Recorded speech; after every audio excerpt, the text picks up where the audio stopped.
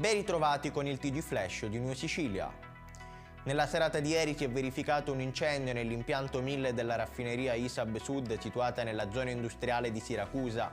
A seguito dell'evento un dipendente è rimasto ferito e trasportato d'urgenza al pronto soccorso dell'ospedale Umberto I, dove i medici hanno deciso il trasferimento con l'elisoccorso al Cannizzaro di Catania per le ustioni riportate.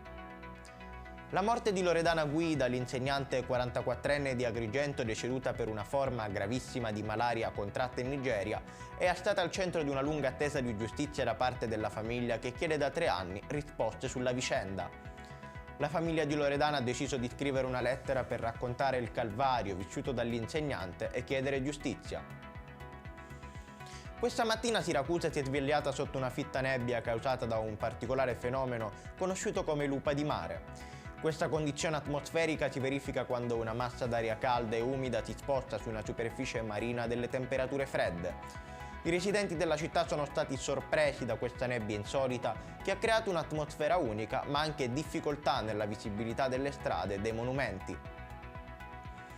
I carabinieri di Catania Fontanarossa hanno condotto un'operazione contro l'illegalità diffusa nel territorio. È stato denunciato un 48enne titolare di una ditta di autonoleggio e lavaggio veicoli e una 33enne titolare di un bar gastronomia per la violazione delle norme sulla sicurezza sul lavoro e obblighi del datore di lavoro.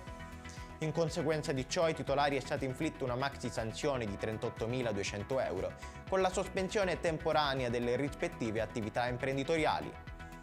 Ed è tutto per questa edizione, il prossimo appuntamento sarà questo pomeriggio alle ore 16.